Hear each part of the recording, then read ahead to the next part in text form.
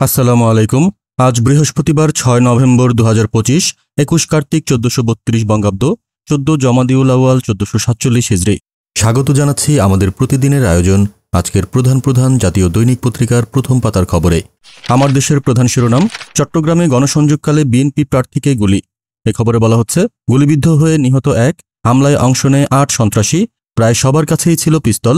মির্জা ফখরুলের উদ্বেগ, জড়িতদের শাস্তি দাবি জামায়াত আমিরের। ইসলামোফোবিয়াকে পরাজিত করে নিউ ইয়র্কের মেয়র মামদানি।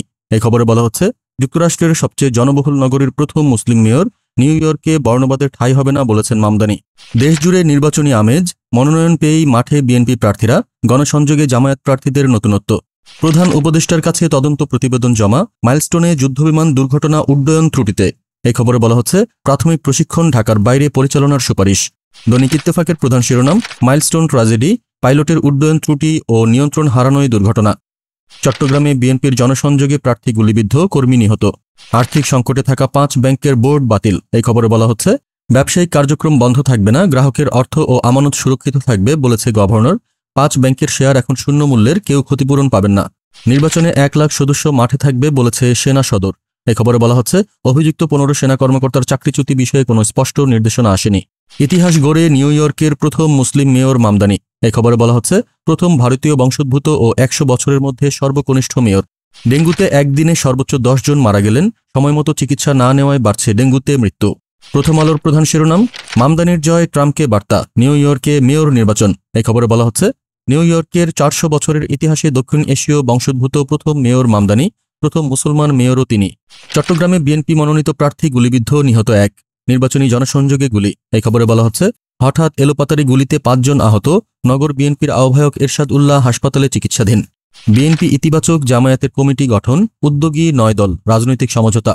এই খবরে বলা হচ্ছে, বিএনপি দলগুলোর সঙ্গে প্রয়োজনীয় আলাপ আলোচনার বিষয়ে সবসময় উদার, এই বিষয়গুলোতে আমাদের কথা বলার প্রয়োজন হলে বলবো বলেছেন সালাহউদ্দিন আহমেদ, স্থায়ী কমিটির সদস্য বিএনপি।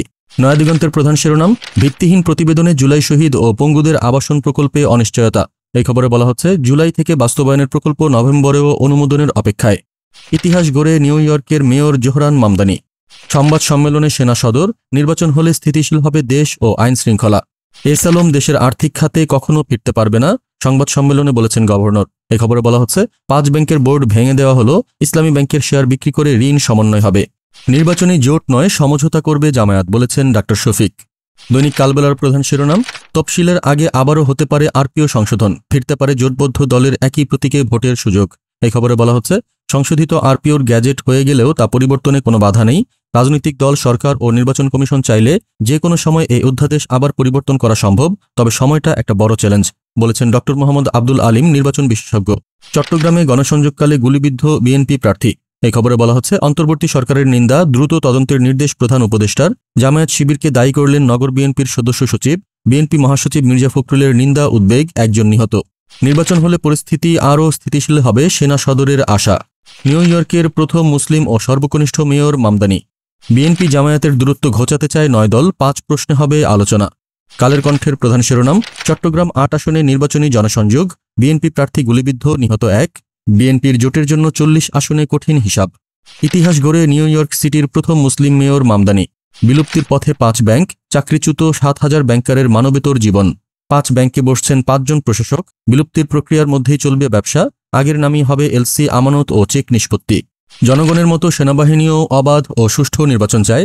সেনাবাহিনী আগের যে কোনো সময়ের তুলনায় বেশি ঐক্যবদ্ধ, মিথ্যাকে বিতাড়িত করতে সত্য প্রতিষ্ঠাই যথেষ্ট। সিলেটে ডাক্তার শফিকুর রহমান, জোট নয়, নির্বাচনী সমঝোতা করবে জামায়াত।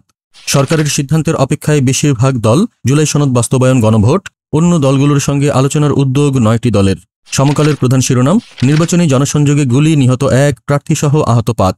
নির্বাচন বানচালের ষড়যন্ত্র বলছে বিএনপি, হামলাকারীরা এরশাদ উল্লাহর সঙ্গেই ছিলেন। বাড়ি থেকে ১০০ মিটারের মধ্যে খুন হন সরওয়ার। পেঁয়াজের দাম হঠাৎ ৪০ টাকা বৃদ্ধি, কারসাজির অভিযোগ। এই খবরে বলা হচ্ছে, কৃত্রিম সংকট তৈরি করে আমদানির অনুমতি আদায়ের চেষ্টা, কৃষকরা বলছেন আমদানি হলে তারা ক্ষতিগ্রস্ত হবেন। জামায়াতেও প্রার্থী মনোনয়ন নিয়ে অসন্তোষ, বিরোধ। এই খবরে বলা হচ্ছে, ৪টি আসনে প্রকাশ্য, আরও অন্তত ৪টিতে অপ্রকাশ্য দ্বন্দ্ব। ৫ ব্যাংকের পর্ষদ বিলুপ্ত, দায়িত্ব নিলেন প্রশাসকরা। এই খবরে বলা হচ্ছে, সব শেয়ার শূন্য হবে, ২ লাখ বা তার কম টাকার আমানত আপাতত তোলা যাবে।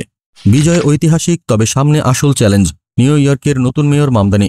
এই খবরে বলা হচ্ছে 1892 সালের পর সর্বকনিষ্ঠ দক্ষিণ এশিয়া থেকে প্রথম রেকর্ড ব্যবধানে জয়ে হেরেছেন ছায়া প্রতিদ্বন্দ্বী ট্রাম্প। যুগান্তরের প্রধান শিরোনাম, চট্টগ্রামে নির্বাচনী জনসংযোগে হামলা, বিএনপি প্রার্থী গুলিবিদ্ধ, নিহত সন্ত্রাসী সারোয়ার হোসেন বাবলা, গুলিবিদ্ধ হয়েছেন স্বেচ্ছাসেবক দল নেতা এরফানুল হক শান্ত। জামায়াত শিবির এই হামলা করেছে বলেছে নগর বিএনপি।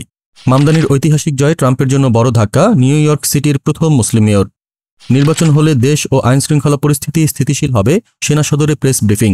বিএনপির নির্বাচন কেন্দ্রিক নানা সমীকরণ, 63 আসনে ঝুলে আছে ত্যাগী নেতাদের ভাগ্য।